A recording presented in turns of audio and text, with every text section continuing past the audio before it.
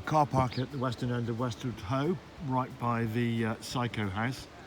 What a sad state of repair that's in. Looking across the huge bay, Bideford stroke Barnstable Bay. The headland in the far distance is Baggy Point. Nearer distance, Saunton Down.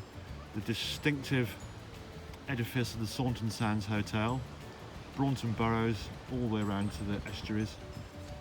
And Andy and me have walked the whole flipping lot. And a nice day to finish off with.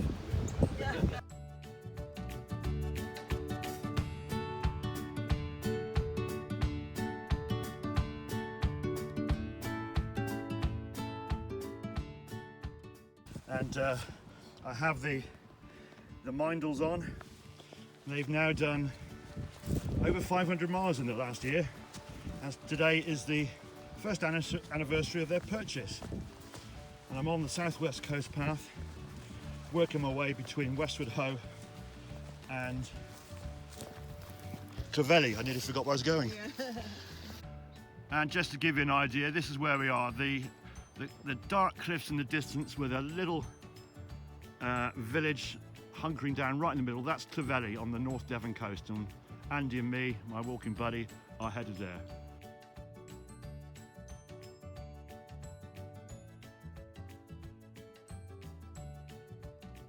Well, this is rather splendid, walking fans.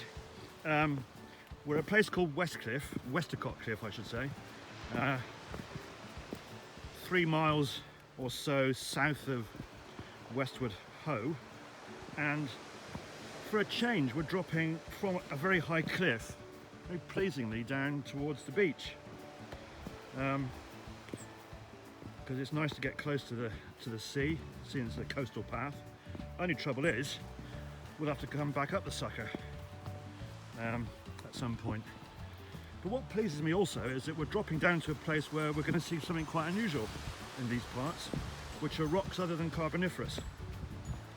Now, I know to many folk that will seem about as boring as watching paint dry on a wall, but to me it's a thrill.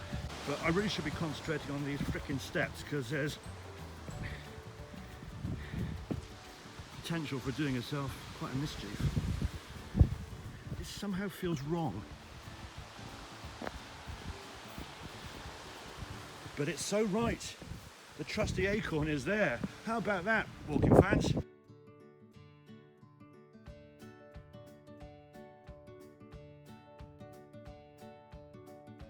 Well, it's midday, walking fans, and I'm on the beach, Storm Beach, below Westercott Cliff. And this is one of the rare times, I think the first time since we started in Minehead in Somerset, on the deep into the North Devon coast now, not far from Hartland Point, which is behind me there. And this is the first time the southwest coast path has come right from the cliff top up over there, all the way down to the beach, with the inevitable consequence, got to go back up again. Not done a song for the day for a while on the SWCP, but dropping all the way down to the beach reminded me of a song from the River album by Bruce Springsteen called The Price You Pay. And the price you pay for going right down to the beach is you've got to come right back up again. And this is hard going. Whew. Taking a breather, walking fans.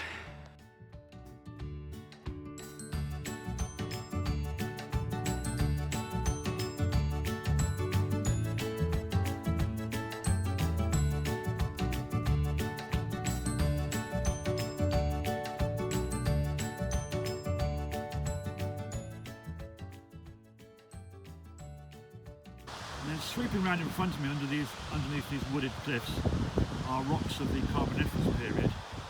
And then we have this anomaly here, Andy's striding over towards to examine, of red, very distinctive red, rust red cliffs. And these are the new red sandstones of the Permo-Triassic period. and we're sat in what would have once been a huge down-faulted area. These red rocks have been dropped from quite some distance above within the Earth's crust 250 million years ago and dropped down into essentially a rift valley, forming now what's called a fault-bounded outlier. It's a splendid spot. Andy and me left the red rocks behind on the beach and climbed back to the cliff top, headed towards Peppercombe, where we had a lovely lunch with glorious views to the north showing the early part of our day's walk and a good view of the remaining walk ahead of us. I seriously misjudged the distance we had left remaining, and I was looking forward to getting to Bucks Mills, where I thought we wouldn't have much more to do.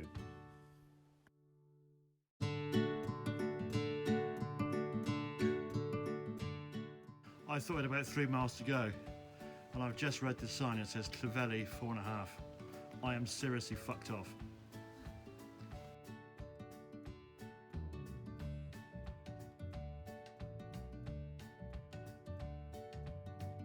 Well, we're at the high point of our walk up out of Bucks Fizz. Andy's delighted because he's found a padlock, and this lovely little installation here, no entry, deep water. Well, I think deep water is a euphemism for essentially what is a septic tank. With those green lids on, I would hesitate to lift one of those up, because I'd imagine those are full of the turds of the good burgers of Bucks Fizz. North Devon. Andy's in full padlock mode. Sadly, it's an American padlock. Oh, it's industrial espionage. Well, it's Chinese padlock, as most of them are, but it's from an American company called Master. Biggest lock company in the world with regard to padlocks. Do you mean the Americans claim to be the biggest padlock company in the world? And they jolly well are. They You're pulling my leg. They sponsored an advert at the Super Bowl. That tells you how big they are. A minute advert at the Super Bowl. Day is rich. Yeah.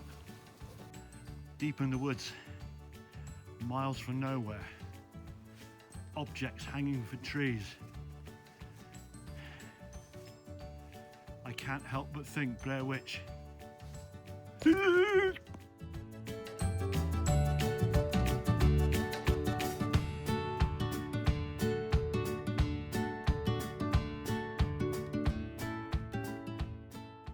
Clovelly at last. Walking fans.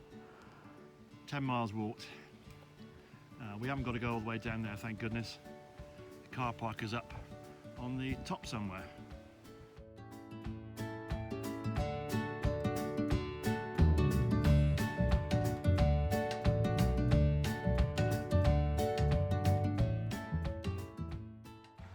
So this marks the end of North Devon, September 2021. We're at a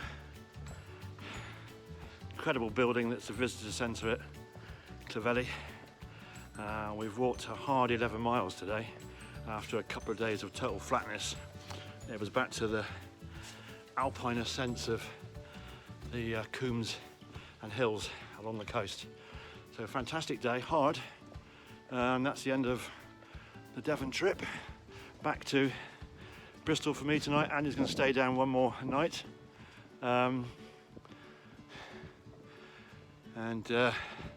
going to head back to the warm embrace of my family. But a bit of a result today, because both car parks used, no charge. And that's a good one. So there we go, 99 miles done on the north coast.